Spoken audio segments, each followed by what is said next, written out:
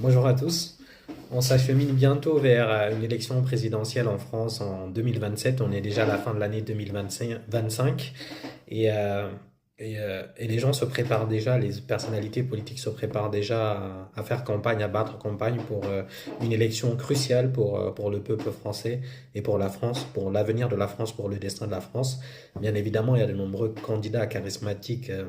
Comme par exemple Monsieur Dominique de Villepin qui a été Premier ministre, qui est un technocrate magnifique avec un verbe et une éloquence extraordinaire, avec justement d'autres candidats, notamment François Hollande, et puis à droite euh, le RN qui est sans doute par favori pour pour cette élection présidentielle. Ce que je voudrais dire, bien évidemment, que la vie politique française est très intéressante, elle est très intense, parce que justement, ces dernières années, on a tendance à voir quand même un émiettement justement des tendances, justement un émiettement des idéologies des partis, où on n'est plus vraiment dans l'affrontement gauche, bloc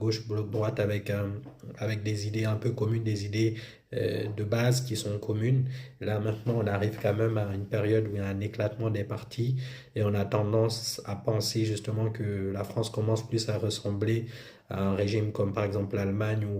ou plus récemment à un régime comme l'Angleterre ou l'Italie où on est quand même face à des petits groupes et un peu comme ça se fait un peu au niveau du Parlement européen avec des groupes qui ont parfois des tendances mais qui ont quand même une forme d'autonomie dans leur rapport politique et surtout dans leur projet politique. Donc à ce niveau, la France commence à ressembler vraiment à un régime très parlementaire, même si bien évidemment, justement, l'avantage justement et la particularité du,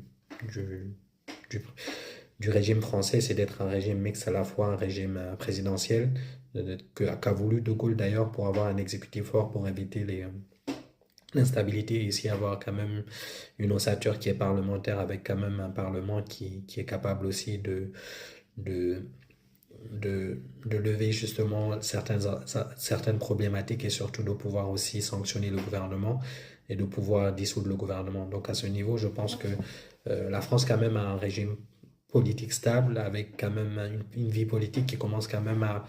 être un peu moins intéressante que les dernières années parce que justement il y a quand même pas assez de renouvellement quand vous prenez par exemple le cas de gouvernement ou même de pays en Angleterre ou d'autres pays, notamment aux États-Unis, on a quand même eu des étrangers qui ont quand même accédé à certains postes de responsabilité plus récemment en Angleterre avec le Premier ministre anglais il y a un peu plus longtemps avec Obama. Donc il y a quand même ce manque de diversité aussi qui pousse peut-être le fait que justement